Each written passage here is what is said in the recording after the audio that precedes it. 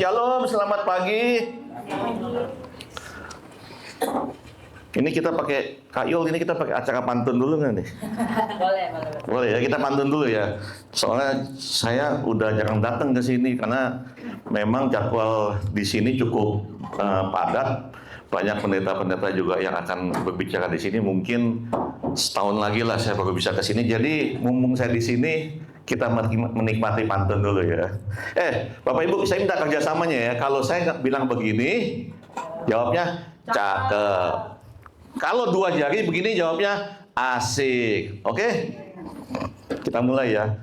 Pagi-pagi minum kopi mocha sambil lihat WA yang belum terbaca. Asik.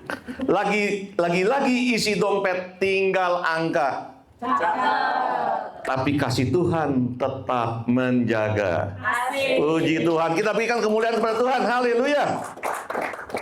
Nah, Bapak Ibu, tema pembelajaran kita hari ini di khotbah ini adalah tidak punya apapun tetapi memiliki segalanya. Kalau melihat tema ini, pastinya semua pada bertanya-tanya, Pastor, ini apa sih yang Pastor tulis di sini? Ini nggak masuk akal, Pastor. Ini kok apa ya? Tidak punya apapun tetapi memiliki segalanya. Bagaimana caranya kita tidak punya apapun, tapi Pastor bilang kok kita miliki segalanya? Dari mana yang segalanya? Udah jelas nggak ada apapun juga.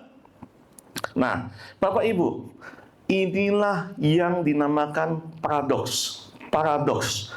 Jadi gini, mungkin ada yang sudah tahu paradoks itu apa, tapi ya nggak ada salahnya saya ulangi ya paradoks itu apa ya. Tunggu sebentar.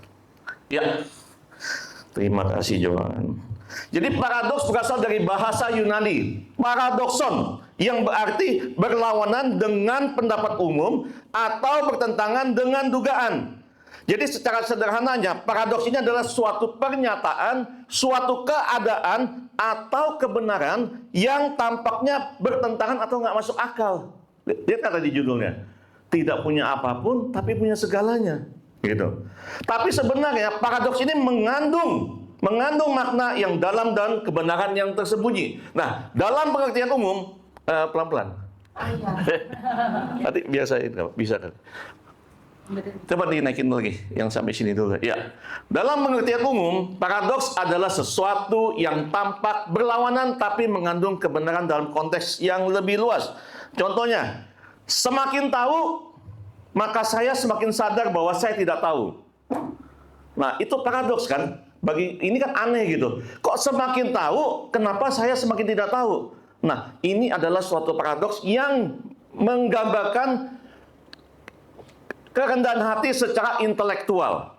Jadi semakin kita tahu, tapi kita semakin rendah hati. Semakin mengatakan kita tidak tahu. Nah, inilah paradoks. Nah, dalam konteks Alkitabiah, paradoks sering sekali muncul karena kebenaran Injil atau iman tidak selalu sejalan dengan logika dunia. Nah, kebenaran atau iman dalam paradoks firman Tuhan pagi inilah yang akan kita pelajari bersama. Mari saya undang Bapak Ibu yang membawa Alkitab maupun Alkifon maupun Android Alkitab.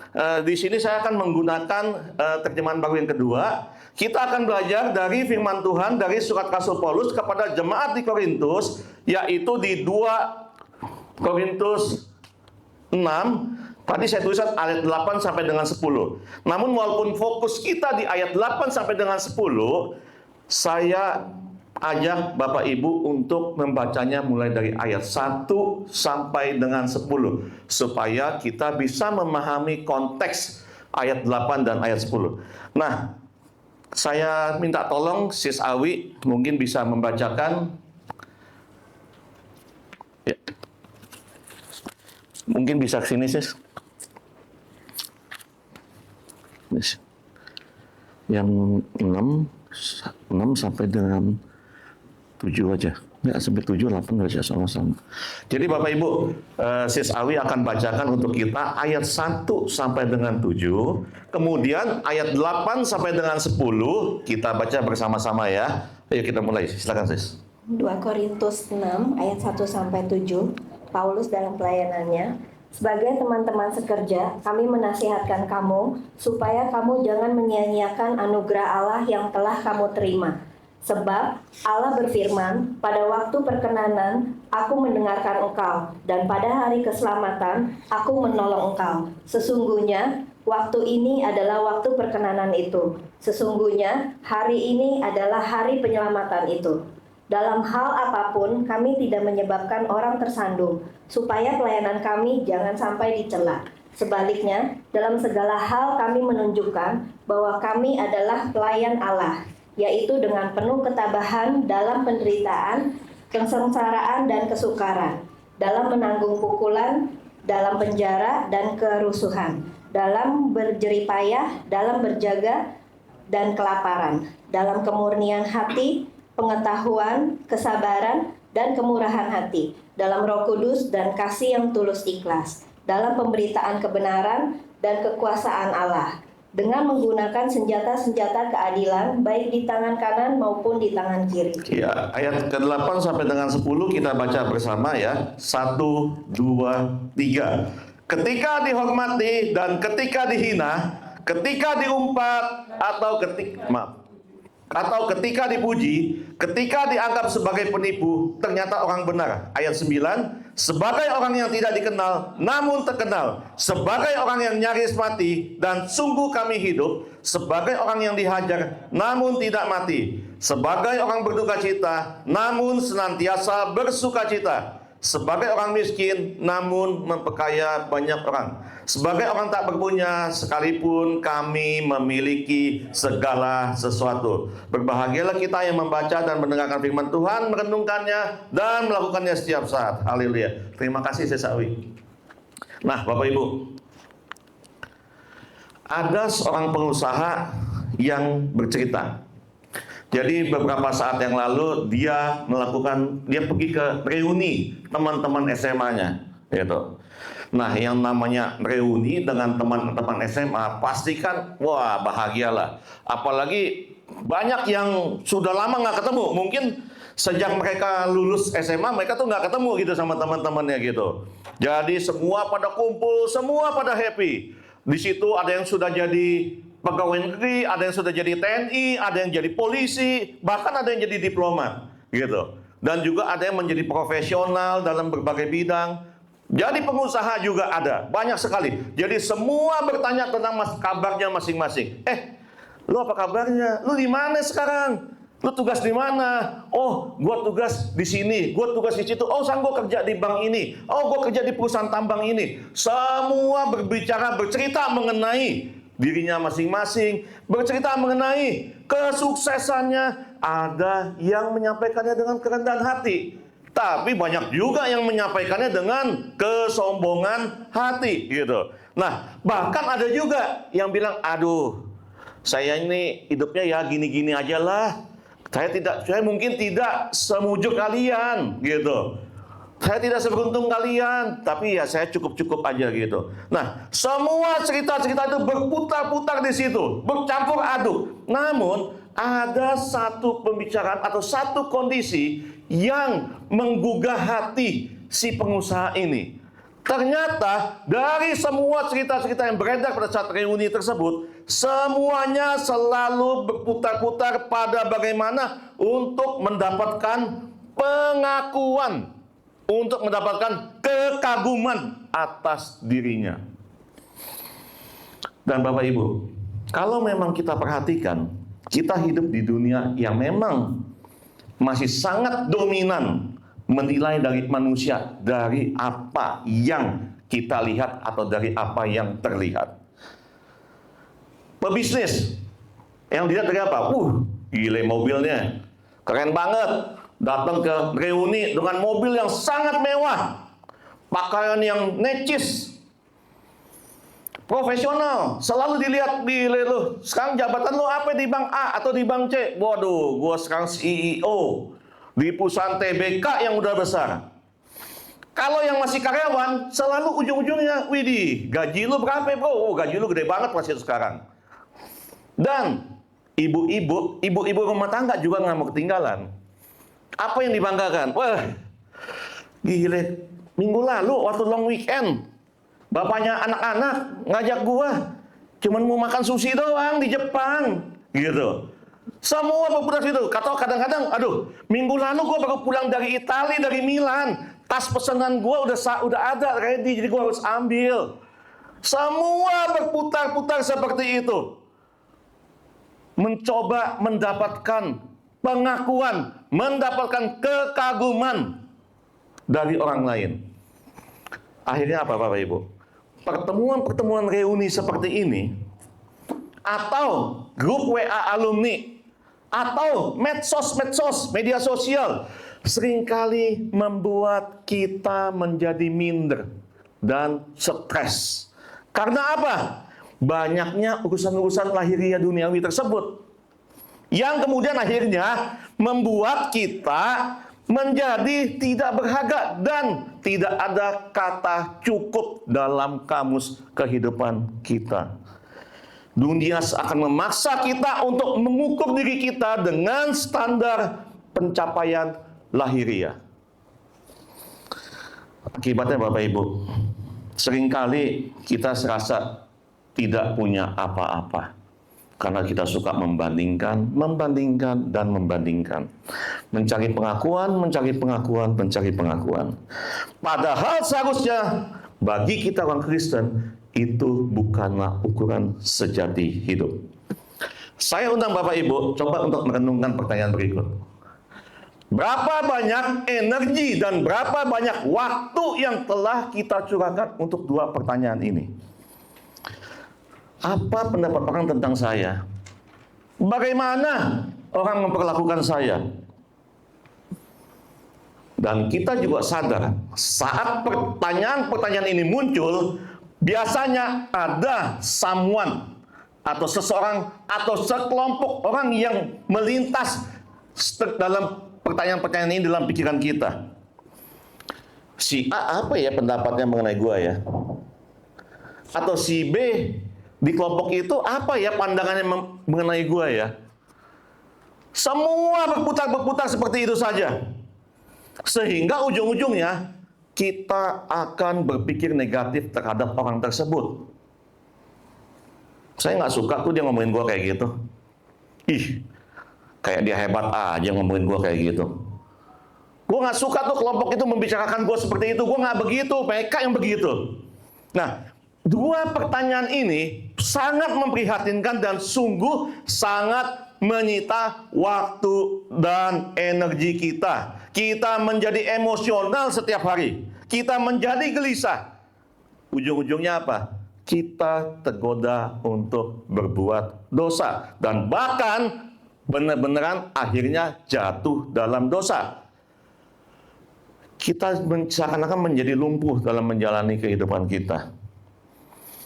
Kita menjadi lumpuh untuk bertindak karena kita dikuasai oleh pikiran apa yang orang pikirkan tentang kita. Bagaimana orang memperlakukan kita. Bagaimana orang berpendapat tentang kita. Bapak Ibu, teman-teman semuanya. Jika kedua keprihatinan ini terus menguasai kita, maka kita akan mengalami kesulitan untuk setia hidup sebagai orang Kristen. Kita semua orang Kristen, kita setuju ya bahwa kita semuanya adalah hamba Allah. Amin.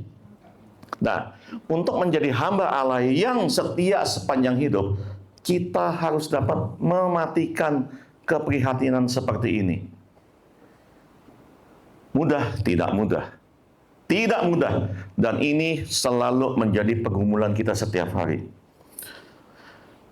Memang kita pada dasarnya manusia, karena kita sadar kita adalah ciptaan Allah yang diciptakan serupa dengannya, dengan Allah kita, dengan pencipta kita. Memang pada dasarnya kita punya kesukaan untuk disukai. Kita suka untuk diperlakukan dengan baik. Dan kita juga suka menyenangkan perasaan orang lain. Tapi izinkan saya untuk mengingatkan, kita harus menempatkan keinginan-keinginan untuk disukai orang lain maupun menyukai orang lain itu pada tempat yang benar. Sebelum kita masuk belajar lebih dalam, saya izinkan saya mengingatkan kepada Bapak, Ibu, teman-teman bahwa hari ini kita tidak sedang mempelajari bagaimana membentuk sikap percaya diri untuk menjadi sombong. Dan kita tidak sedang berbicara tentang menolak untuk mendengar orang-orang yang Tuhan kirimkan untuk ada di sekitar kita ataupun di atas kita. Contohnya, kita sama sekali tidak membicarakan apakah seorang anak pantas untuk tidak mendengarkan orang tuanya. Tidak, bukan itu maksudnya hari ini. Demikian juga, mungkin ada yang di sini yang masih bekerja, kemudian di atasnya punya atasan. Nah, saya juga tidak membicarakan bahwa Anda tidak harus mendengarkan atasan Anda. Anda tidak harus memperhatikan atasan Anda. Tidak, kita tidak berbicara seperti itu. Tapi yang kita bicarakan hari ini adalah kita harus bebas dari ketergantungan pada persetujuan manusia. Saya jadi ingat masa-masa lalu. Jadi kalau habis gajian gitu ya, apalagi weekend gajiannya gitu, saya suka diajak teman-teman, bro, ayo bro, kita party bro, kita minum-minum, ada yang sponsorin bagus habis gajian, asik lah bro pokoknya. Kalau kita happy dengan musik, jeduk, sik asik. Semua ngajak begitu. Kok pastor tahu sih musiknya kayak gitu? Iya, Pan. Saya alumni dari Universitas Dugem, Dunia Gemerlap. Mantan alumni atau alumni dengan predikat lulus cum laude. Makanya saya tahu bunyi gitu. Tenonenot gitu ya musiknya ya. Nah, Bapak Ibu. Jadi saat kita pergi diajak ke teman-teman seperti itu, kita memang punya dua pilihan. Mau menolak atau menerima. Hati kecil kita tahu, yang kayak gini nih harus gua tolak ini nggak betul, ini nggak boleh ini. Dan itulah yang Tuhan inginkan kepada kita. Keputusan kita harus bebas dari ketergantungan kita atas persetujuan manusia. Memang kalau kita tolak, kita memilih untuk tetap setia sama Tuhan, kita akan dibilang sama teman-teman, lu cemen lu bro, nggak gaul lu mah nggak asik. Berat kan Bapak Ibu? Satu godaan keenakan, asik, teman-teman semua kumpul. Satu lagi, kita ikut jalan Tuhan, tapi kita mendapatkan cemoohan dari teman kita atau rekan bisnis kita. Nah Bapak Ibu, memang tidak mudah. Untuk itu, pagi ini saya mengajak Bapak Ibu untuk belajar bagaimana kita harus siap secara mental, bagaimana kita harus siap secara rohani, bahwa kita harus hidup bebas dari ketergantungan terhadap manusia. Nah, Bapak Ibu, kita lihat apa yang terjadi dengan Rasul Paulus yang firmannya tadi kita baca di Korintus. Nah, sebelumnya saya sedikit membawa ke belakang sedikit mengenai latar belakang Rasul Paulus. Nah, Rasul Paulus ini sebelumnya dikenal sebagai Saulus dari Tarsus. Seorang anak muda Yahudi yang dididik dan tumbuh sebagai seorang ahli Taurat yang militan. Dan menganggap dirinya lah yang tahu dan benar bagaimana membela Allah. Nah, Saulus menentang ajaran Yesus. Dan dia menjadi penganiaya para pengikut Kristus. Jadi Saulus dari Tarsus ini dalam pikiran cuma ada satu. Bagaimana gua menghancurkan pengikut Yesus. Nah, Saulus tidak sadar. Dia pikir dia sedang membela Tuhan. Padahal yang terjadi adalah dia sedang melawan Tuhan. Nah, dalam satu perjalanan menuju ke Damsyik, itu kota Damaskus sekarang ya, dia membawa satu surat kuasa untuk menangkap semua pengikut Yesus. Dia mempunyai satu surat kuasa dan dia mempunyai emosi yang sangat berat, sangat besar untuk memberantas pengikut Yesus. Tapi apa yang terjadi? Di tengah perjalanan, Tuhan menangkap Saulus.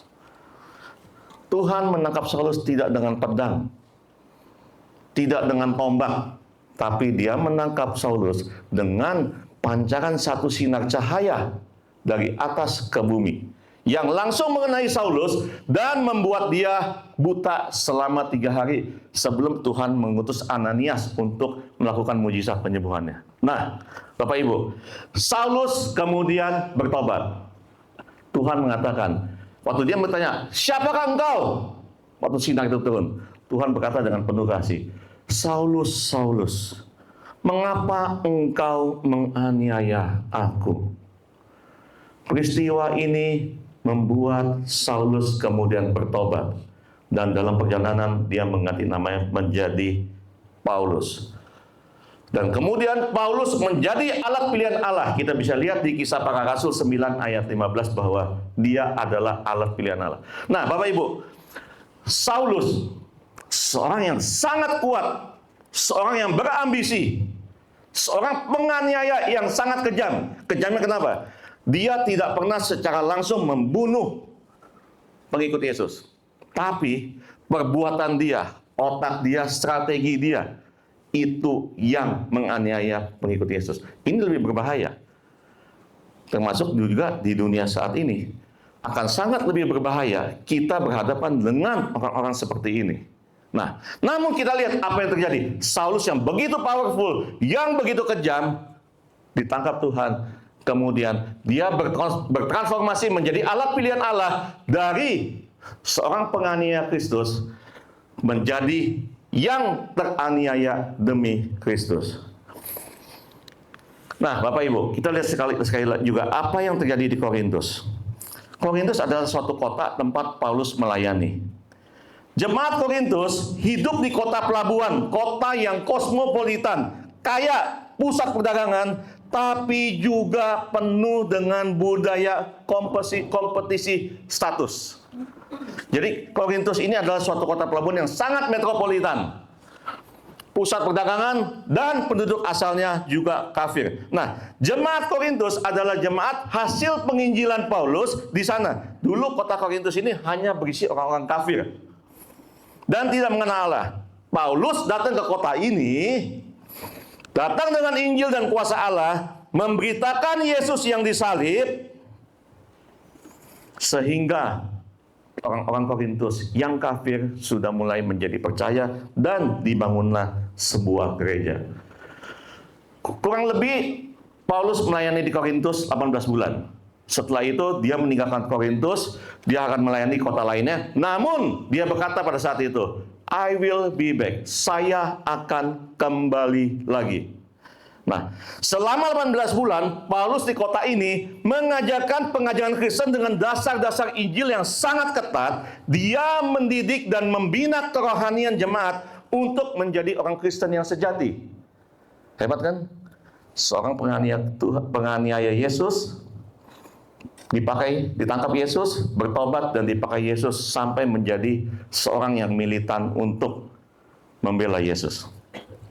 Nah, tapi apa yang terjadi dengan jemaat Korintus pada saat kemudian Paulus pergi? Inilah yang mengecewakan. Ini yang sangat mengecewakan. Apa yang diharapkan Paulus ternyata tidak terjadi. Bahkan yang terjadi di luar dugaan. Kenapa? Terjadilah banyak penduduk kaya yang pamer dengan anugerahnya. Gua nih orang yang paling dikaruniai Tuhan, dikasih karunia terbaik dari Tuhan. Gua orang kaya, gua orang powerful. Kesombongan seolah-olah menjadi suatu hal yang sangat normal di kota Korintus. Hingga akhirnya juga karena pamer keduniawian, terjadilah banyak prostitusi dan perzinahan. Terjadi perselisihan dan perlombaan karunia-karunia rohani. Kemudian kehidupan kafir mulai masuk kembali ke dalam gereja. Pengajar-pengajar sesat mengajarkan Injil yang berbeda. Bahkan mereka memfitnah dan meragukan kerasulan Paulus. Paulus dipandang miskin, hina, difitnah sebagai penipu dan diragukan kerasulannya. Jemaat Korintus menjadi sulit menerima Paulus. Karena apa? Paulus, lu aja kayak gembel, lu sederhana banget lu. Nggak mungkin lah lu rasul yang dipakai Tuhan. Orang tuh kalau dipakai Tuhan, dikasih karunia Tuhan, pasti hidupnya mewah, pakaiannya bagus. Kalau zaman dulu mungkin ya, waduh pasti punya budak yang banyak atau punya ontak yang banyak. Nah, inilah yang terjadi. Paulus yang melayani dengan kerendahan hatinya, dengan segala kesederhanaannya, malah dituduh sebagai penipu, dianggap hina, dianggap tidak berwibawa. Akibat kerasulan Paulus ini diragukan, akibatnya apa? Injil Kristus yang diberitakan Paulus juga diragukan kebenarannya. Maksudnya, para pengajar-pengajar palsu tersebut mengatakan bahwa Kristus saja tidak cukup untuk menyelamatkan. Harus ada plus lainnya. Inilah yang membedakan Injil yang sejati yang disampaikan oleh Paulus dengan yang disampaikan oleh para pengajar palsu ini. Sedikit saya keluar di sini. Ada beberapa teman saya yang mengikuti medsos gereja kita. Suatu hari pas lagi kumpul-kumpul mereka bertanya sama saya, "Bro, gue lihat tuh, gue perhatiin medsos gereja lo tuh, Vances kan?" Iya. Ada 4 kan, Vances Jakarta, Surabaya Barat, Surabaya Timur, dan Gading Serpong. Iya bro, kenapa? Gue perhatiin ya, khotbahnya di gereja lo itu ya, berat banget sih, dalam banget. Wah gila, pengajaran firman banget gitu. Ya, memang itulah yang kami ajarkan. Kami adalah Gospel Center Church. Bro, kenapa sih? Nggak yang enteng-enteng aja. Yang ringan-ringan aja supaya enak loh di kuping jemaat. Kalau enak di kuping jemaat, jemaat pasti akan datang lagi deh. Setiap datang, pulang dengan hati terhibur, senang. Kenapa nggak gitu sih bro? Yang santai-santai aja. Yang saya jawab, dan izinkan Pak Gam saya sampaikan juga di sini.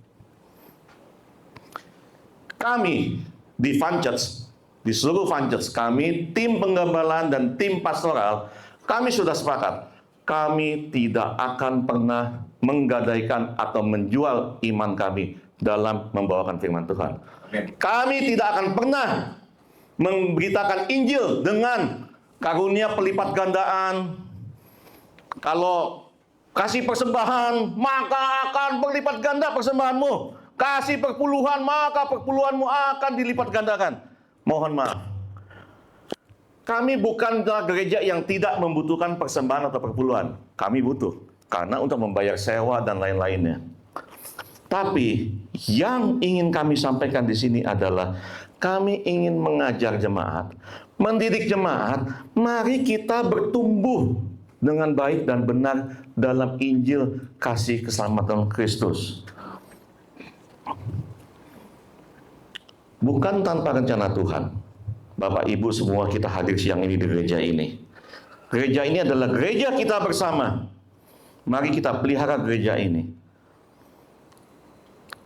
Kami ingin mengajarkan bahwa kita belajar bertumbuh dan berbuah dengan baik dan benar, berakar dalam Injil, dan menjaga kekudusan kita, kekudusan gereja kita sebagai tubuh Kristus. Kita akan membentuk jemaat untuk menjadi dewasa. Mengetahui dengan pasti dan benar apa itu persembahan, apa itu perpuluhan. Tidak semata-mata kita berikan berita, wah, karunia pelipat gandaan. Nah, Bapak Ibu, itu sedikit kita keluar, kita kembali lagi ya. Nah, Bapak Ibu, kembali lagi pada apa yang terjadi dalam jemaat Korintus. Kondisi ini, kondisi terjadi pengajar-pengajar palsu, dan Paulus dipandang miskin dan ditolak sebagai rasul, menjadi batu sandungan bagi jemaat Korintus sendiri. Artinya apa? Orang Kristen dari gereja lain, maupun simpatisan-simpatisan di gereja sana sendiri, maupun orang kafir yang mengamati dari luar, akan mulai meragukan gereja. Padahal ini gereja di awal abad mula-mula. Namun, kita lihat, Paulus membalikkan semua tuduhan ini dengan paradoks kebenaran dalam iman kepada Kristus. Tadi sudah kita baca ayat 2 Korintus ayat 6 sampai 8 sampai dengan 10. Nah, di firman Tuhan ini terdapat 7 paradoks yang membandingkan pandangan dunia terhadap hamba Allah yang setia versus atau melawan pandangan surga terhadap hamba Allah yang setia. Nah, teman-teman, Bapak Ibu semua, Paulus dan para rasul lainnya serta rekan-rekan mereka, tadi sempat juga dibaca oleh Sisawi di ayat 4, mereka tidak peduli bagaimana tentang dunia memandang mereka atau memperlakukan mereka.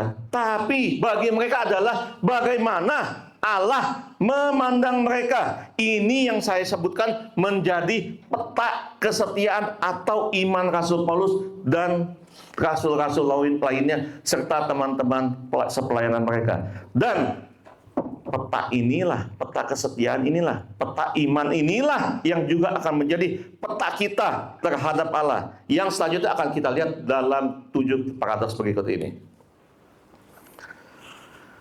Nih Bapak Ibu, kontrasnya begini. Yang putih, pandangan dunia terhadap hamba Allah yang setia. Yang warna orange ini adalah pandangan surga terhadap hamba Allah yang setia. Nah, di 7 paradoks ini kita lihat apa yang disampaikan oleh Paulus. Ketika dianggap sebagai penipu, ternyata orang benar. Dunia boleh menganggap aku sebagai penipu dan menyesatkan, tapi Paulus berkata, aku tahu aku benar di hadapan Allah. Yang kedua, sebagai orang yang tidak dikenal namun terkenal, dunia boleh tidak mengenal aku, kata Paulus, tapi Allahku mengenal aku dengan pasti. Yang ketiga, sebagai orang yang nyaris mati dan sungguh kami hidup, dunia boleh membuat aku mati, kata Paulus. Tapi dalam ketaatan akan Allah, justru aku diberi hidup yang kekal. Yang keempat, sebagai orang yang dihajar, namun tidak mati.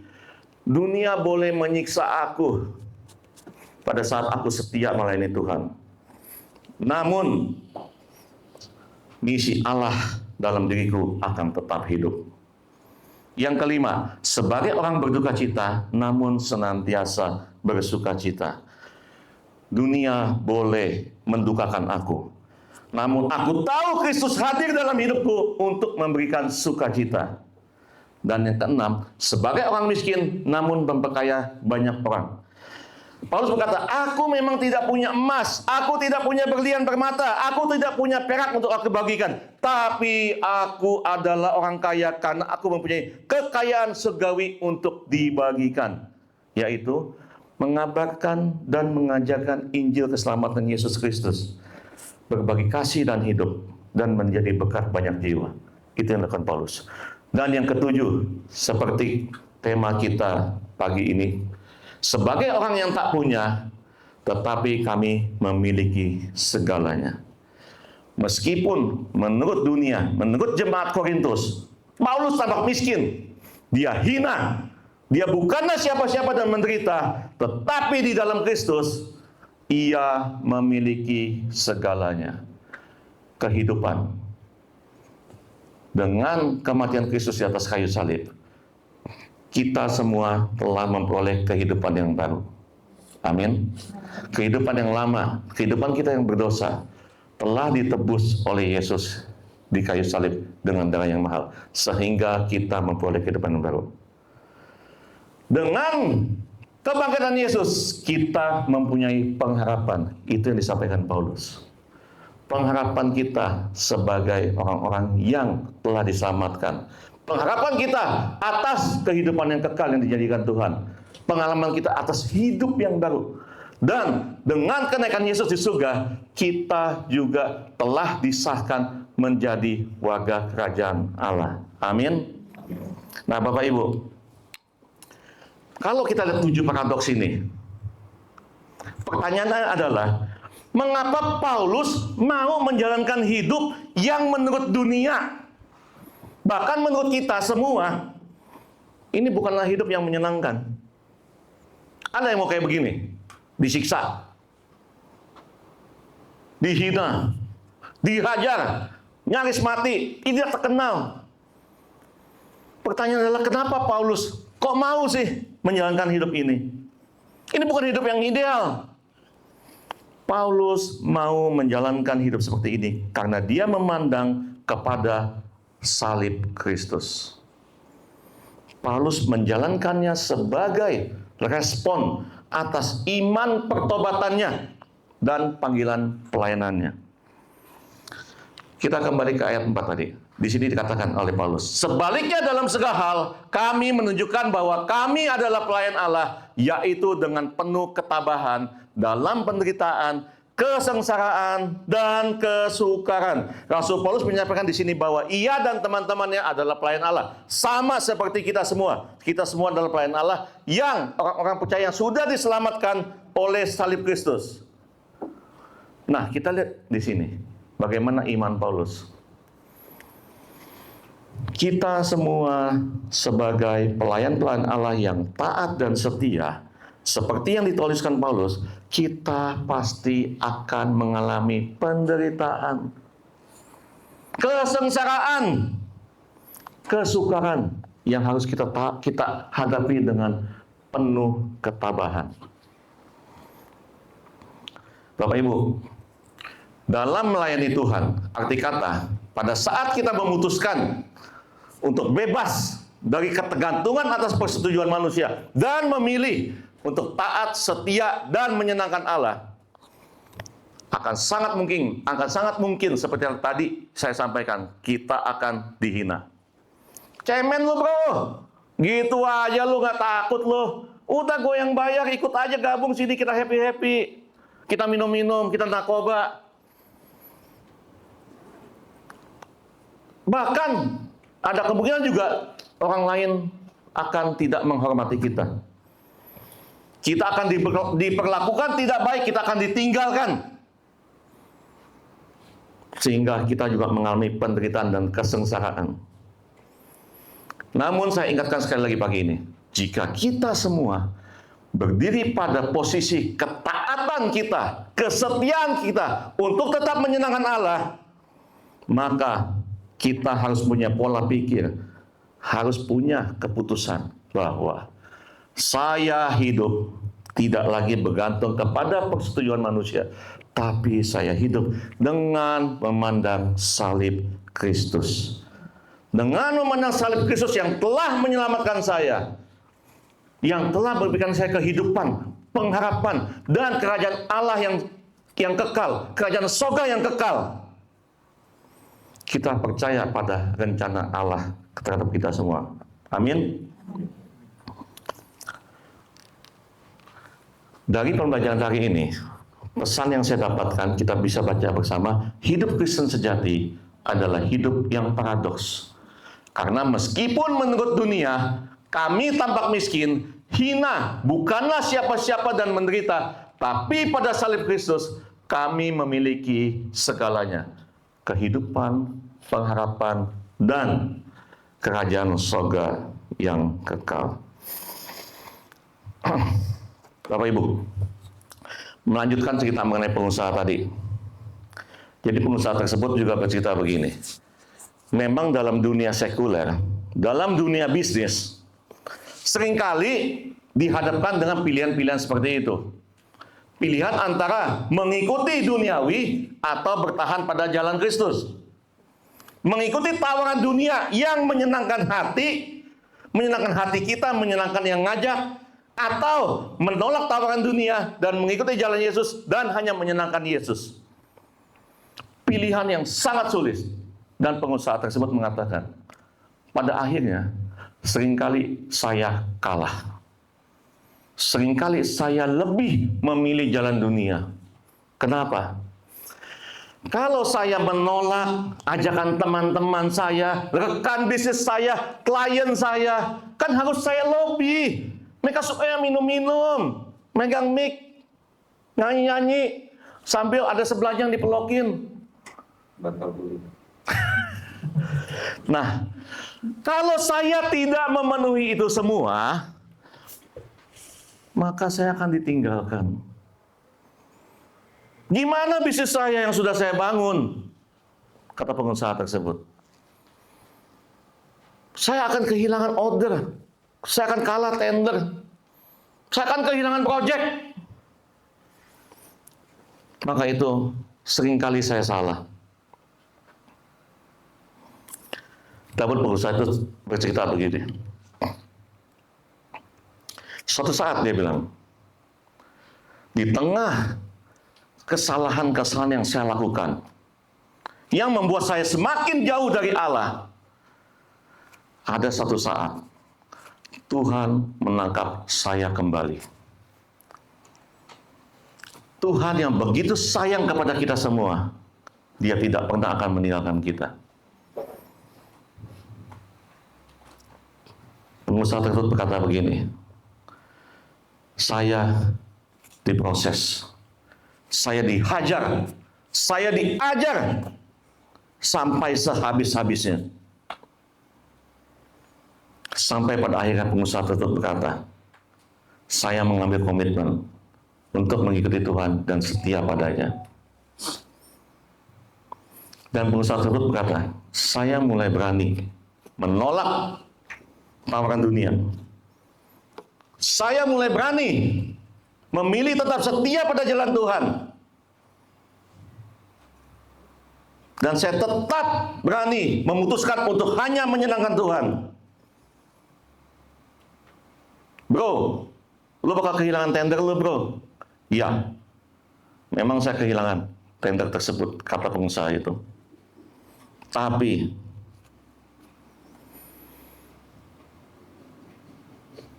sangat sulit, kata pengusaha tersebut. Bukan hanya tender yang hilang, dia kehilangan segalanya. Kehilangan pergaulan, kehilangan rekan bisnis, bahkan dihina, difitnah, dikatakan sebagai penipu, dihancurkan hidupnya. Karena dia memilih untuk meninggalkan yang ditawarkan dunia dan memilih untuk setia kepada Yesus.